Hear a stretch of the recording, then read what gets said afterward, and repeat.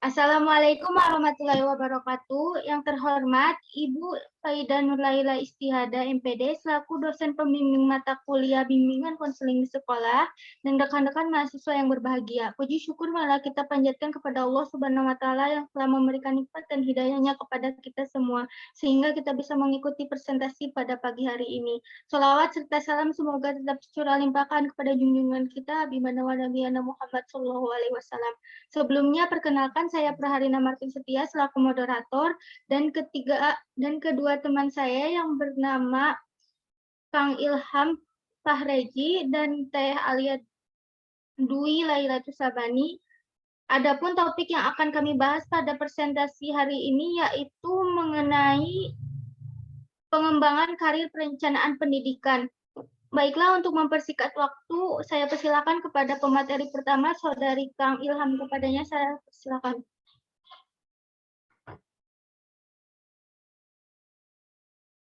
Baik, terima kasih kepada moderator yang telah memberikan saya kesempatan untuk menyampaikan materi yang pertama mengenai pengembangan karir.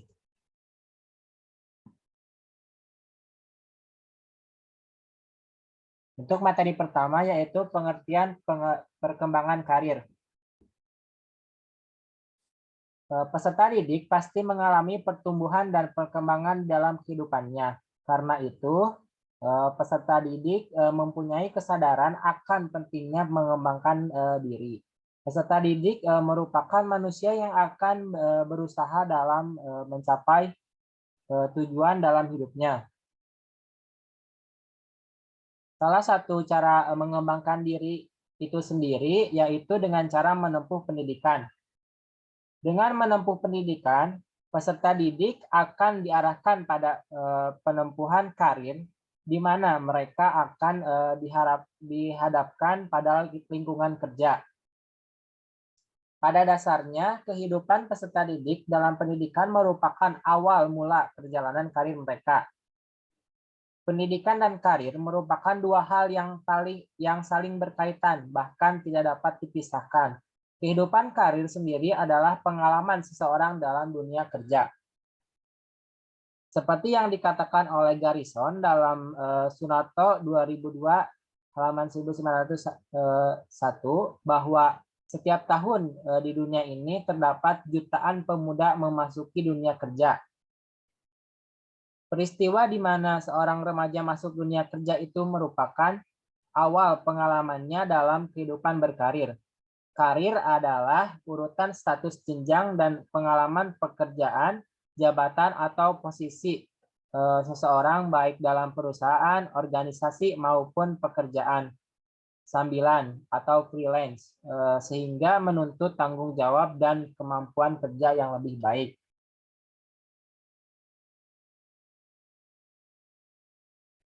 Untuk materi selanjutnya yaitu perkembangan karir dan remaja.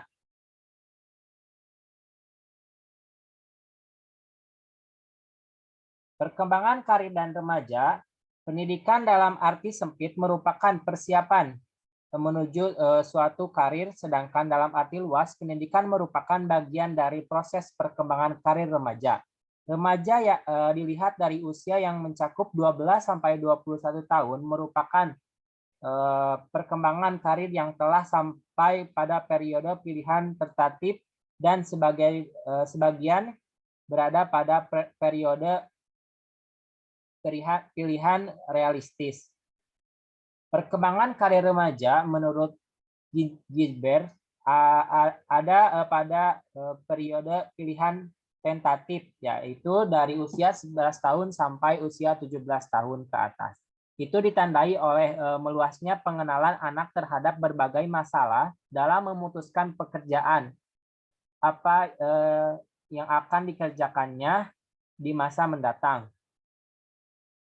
Periode tentatif ini meliputi 4 tahapan, yaitu untuk tahap pertama, tahap minat dari umur 11 tahun sampai 12 tahun. Pada tahap ini, remaja sudah mulai mempunyai rencana dan kemungkinan pilihan karir yang didasarkan pada minat. Anak belajar tentang apa yang disukai dan dilakukan, akan melakukan pilihan-pilihan secara tentatif atas dasar faktor-faktor subjektif, belum didasarkan atas pertimbangan-pertimbangan objektif.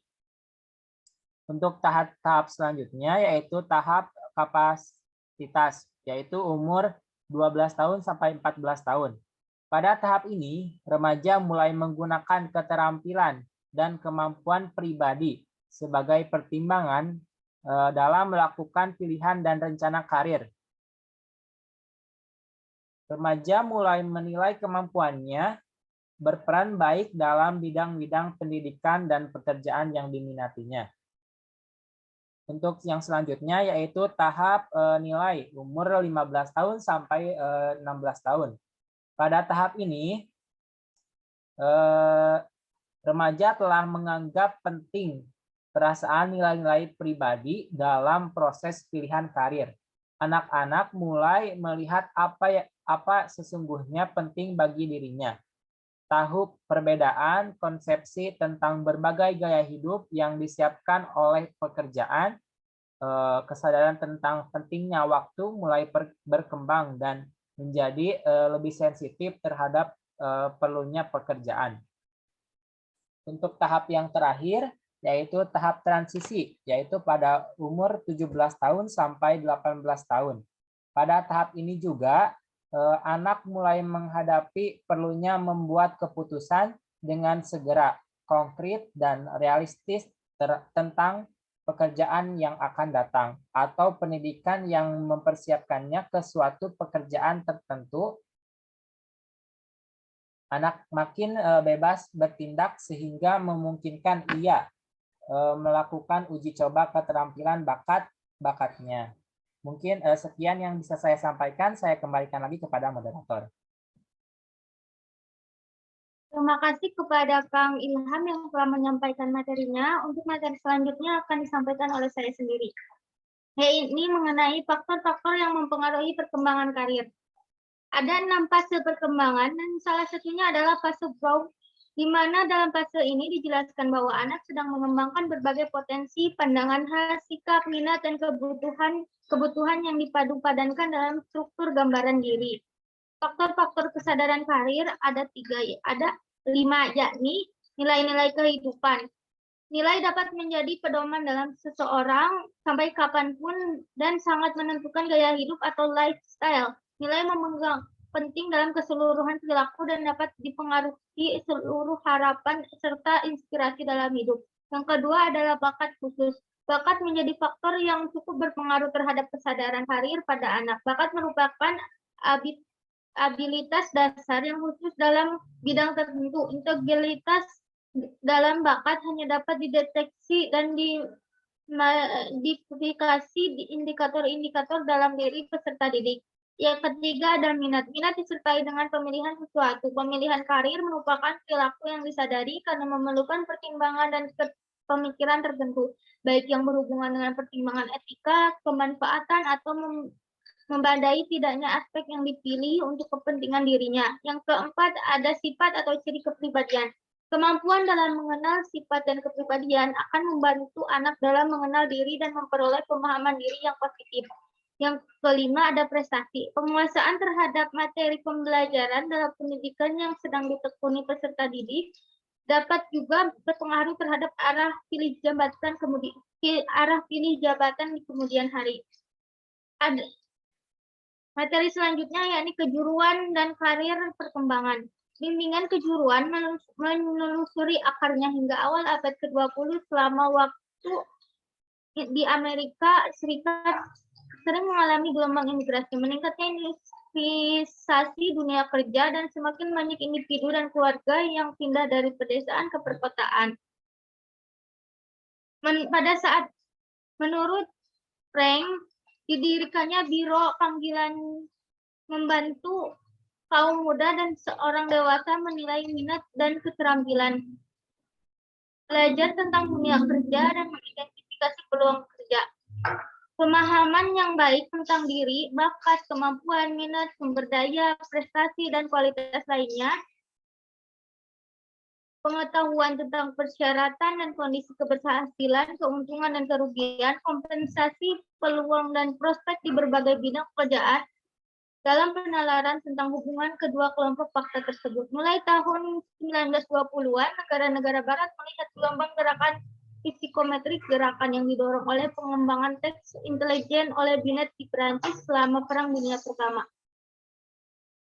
Amerika mengembangkan dan mulai menggunakan penilaian dirancang untuk dengan cepat menentukan tempat terbaik adalah periode intens pengembangan teori dalam psikologi kejuruan. Selama periode ini, para ahli teori seperti Ginzburg, Holland, Rowe, Super, dan Tiedemann memberikan kerangka kerja konseptual bagi para profesional di bidang pengembangan karir.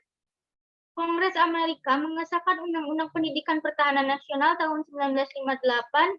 Antara lain, undang-undang ini mencari dana ke sekolah menengah untuk mengidentifikasi, membimbing siswa berbakat, dan memperluas program kesiapan konselor sekolah untuk memenuhi kebutuhan bimbingan yang diciptakan oleh pendanaan IDEA. Akibatnya, dalam 10 tahun ke depan, jumlah konselor di sekolah meningkat. Merasa ditarik ke berbagai arah sekolah, dibutuhkan konselor sekolah untuk mendukung upaya perbaikan sekolah mereka untuk memenuhi harapan tingkat kelas sebagaimana diamanatkan di bawah Undang-Undang Federal yang baru. Namun pemuda tidak akan siap untuk memasuki dunia kerja tanpa keterampilan kesiapan yang diperlukan. Menyediakan template akademik, sosial, teknologi, dan keterampilan kesiapan terkait bahwa kaum muda perlu memiliki daya saing di dunia kerja saat ini. Sementara itu muncul daya saing di dunia kerja bahwa konselor sekolah sedang dihadapkan dengan banyak tanggung jawab. Metode yang diperlukan untuk menjadi efektif dalam setiap tugas tidak saling eksklusif. Untuk penasihat sekolah atau setiap tugas yang bekerja dengan pemuda dari latar belakang budaya yang beragam dan kurang beruntung, serta keterampilan kesiapan pasca sekolah menengah yang lebih baik. Kedua hal ini sampai telah mereka memberikan pemuda dengan hasil kesepakatan memposisikan pemuda lebih baik untuk mereka mengeksplorasi minat yang berbeda. Kehati-hatian terhadap rencana. Dengan kata lain, keberhasilan sekolah merupakan dasar penilaian yang disarankan terutama bagi remaja yang memiliki pengalaman pengembangan karir. Penilaian minat yang dirancang untuk membantu para remaja ini mengeksplorasi bagaimana tipe kepribadian mereka cocok dengan dunia kerja dan peluang pasca sekolah menengah harus terjadi setelah mereka mengalami kesuksesan sekolah dan telah mengembangkan kepercayaan diri bahwa mereka dapat berhasil di sekolah. Mungkin itu sedikit pemaparan dari saya. Untuk materi selanjutnya, saya persilakan kepada Teh Alia. Baik, terima kasih kepada moderator yang telah memberikan waktunya. Untuk materi selanjutnya yaitu tentang perspektif pengembangan karir tradisional. Nah, pada saat ini, teori psikologi kejuruan dan pengembangan karir dapat dibagi menjadi 3 kategori. Yang pertama, teori kecocokan orang dan lingkungan. Munculnya metode penilaian survei di awal dan tahun 1900-an, membawa penekanan pada pengukuran kepribadian dengan asumsi bahwa kepribadian terdiri dari sifat-sifat yang stabil. Nah, adalah mungkin untuk mengidentifikasi sifat-sifat yang dimiliki seseorang dan kemudian mencocokkan individu tersebut dengan jenis lingkungan kerja yang secara efektif menggunakan sifat-sifat itu. Ini menurut Charlton, Strong, dan Weizmann pada tahun 1995. Nah, Holland pada tahun 1996 teori jenis kejuaraan dan lingkungan kerja adalah salah satu teori kecocokan orang dan lingkungan yang paling terkenal, instrumen Self-Directed Search atau SDS. Memungkinkan remaja untuk memilih dari berbagai minat, keterampilan, dan pekerjaan untuk menghasilkan skor yang bervariasi sepanjang 6 tipe kepribadian. Ada 6 tipe, yaitu realistis, investigatif, artistik, sosial, giat, dan konvensional. Nah, menurut Holland, 6 tipe kepribadian muncul sebagai disposisi dalam konteks keluarga yang kompleks. Sementara genetika berperan dalam pembentukan tipe-tipe ini. Interaksi dalam keluarga dan masyarakat membentuk perkembangan mereka. Dari perspektif keadilan sosial, masalahnya adalah apakah pemuda dari beragam budaya pada kelompok berpenghasilan rendah?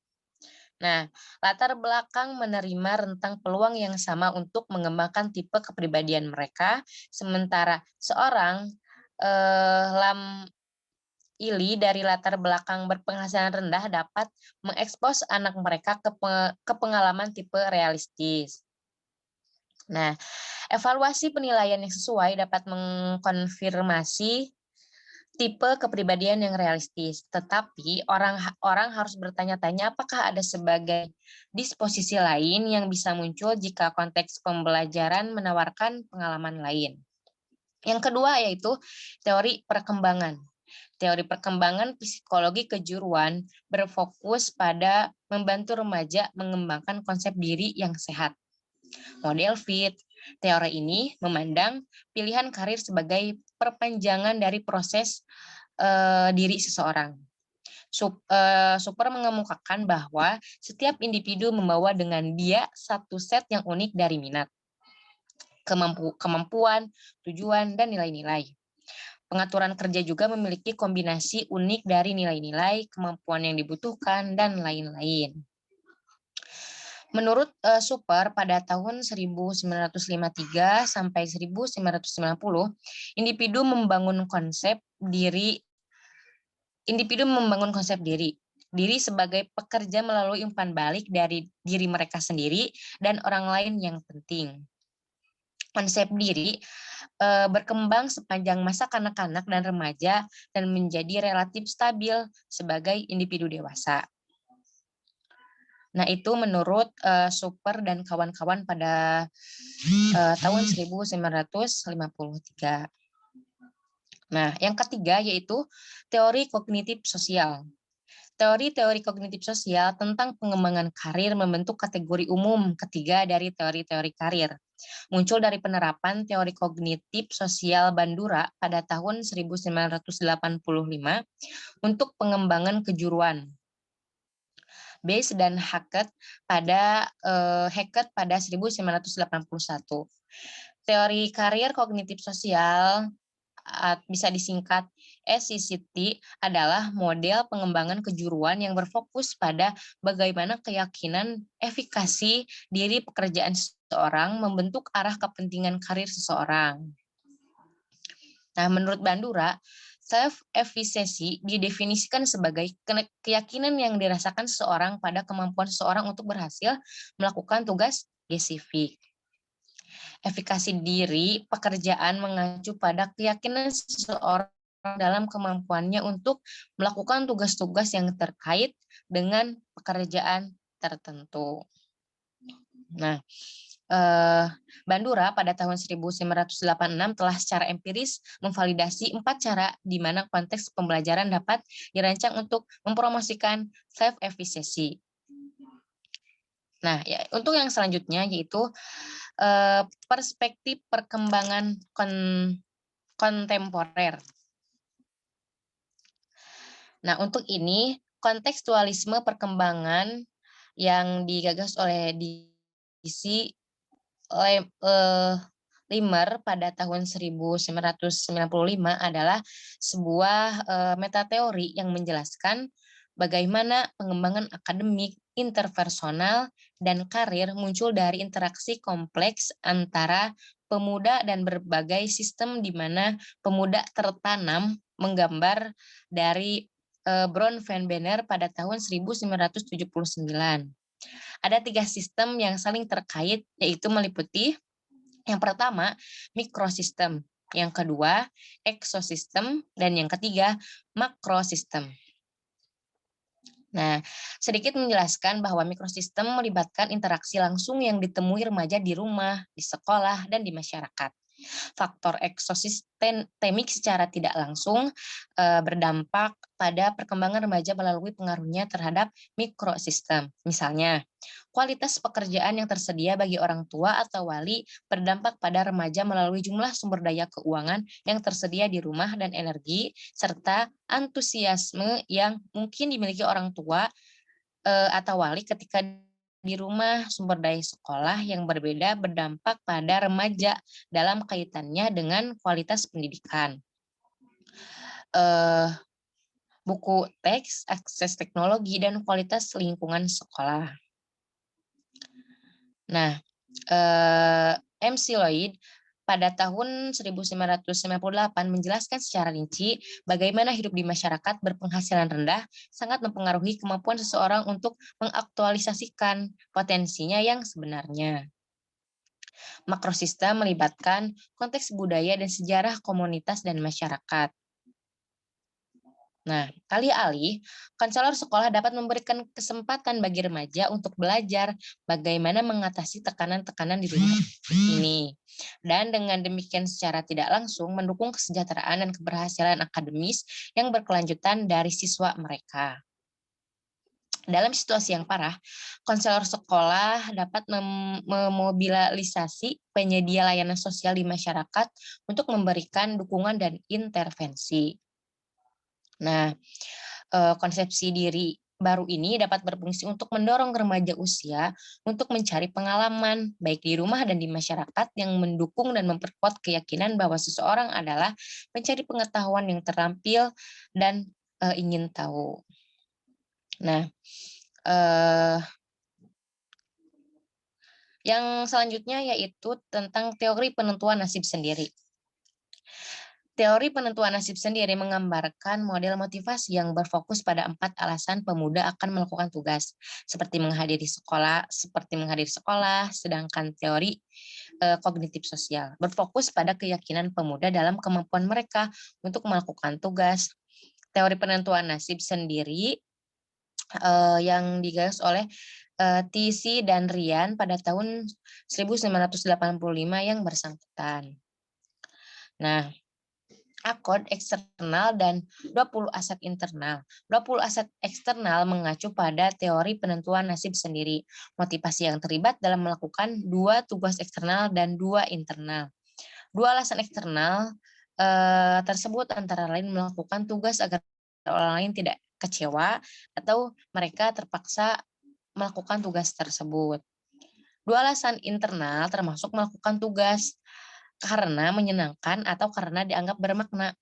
Teori menentukan nasib sendiri juga menentukan kondisi di mana pemuda akan lebih mungkin untuk melakukan tugas karena menyenangkan atau berarti. Nah, ini termasuk konteks pembelajaran di mana remaja merasa hubungan yang kuat dengan guru, teman sebayanya. Seperti itu. Dia juga dapat menemukan bahwa siswa yang percaya diri dalam kemampuan mereka untuk melakukan tugas akademik, efikasi diri akademik, dan bersekolah karena menyenangkan dan bermakna mencatat kehadiran dan nilai yang lebih tinggi. Yang kedua yaitu seleksi, optimasi, dan model kompensasi. Pemilihan, optimasi, dan kompensasi atau disebut SOC, model yang dikembangkan oleh Paul Bales dan rekannya Beltes, Freund, dan pada 1997.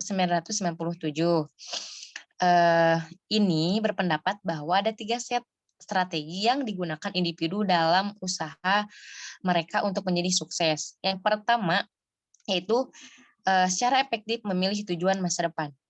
Yang kedua, mengembangkan metode untuk mengoptimalkan peluang mereka untuk sukses. Dan yang ketiga, memanfaatkan strategi konvensasi ketika dihadapkan dengan penghalang atau yang lainnya. Sejauh ini, model ini telah secara efektif memperoleh hasil kesehatan yang positif di antara Freund dan Beltes yang menua dan populasi orang dewasa. Penerapan model SOC untuk populasi pemuda tampaknya sangat relevan dengan intervensi karir remaja karena berfokus tidak hanya pada memilih pilihan pekerjaan, tetapi juga tentang bagaimana kaum muda memaksimalkan keterampilan dan peluang yang tersedia bagi mereka untuk mencapai pilihan pekerjaan, serta bagaimana mereka mengelola ketika jalan menuju pilihan pekerjaan itu sangat menantang atau berpotensi terhalang. Mungkin sekian yang bisa saya sampaikan. Saya kembalikan lagi kepada moderator. Terima kasih kepada Teh Alia yang telah menyampaikan materinya. Baiklah, mungkin itu sedikit pemaparan materi yang dapat kelompok kami sampaikan. Tidak terasa kita sudah sampai di penghujung acara. Saya selaku moderator mengucapkan terima kasih kepada kita semua dan kepada audiens yang telah menyimak presentasi kami. Apa yang kami sampaikan semoga bermanfaat bagi kita semua. Dan apabila dalam penyampaian terdapat salah kata atau kekurangan, saya selaku moderator mau minta maaf sebesar-besarnya. Akhir kata, wassalamualaikum warahmatullahi wabarakatuh.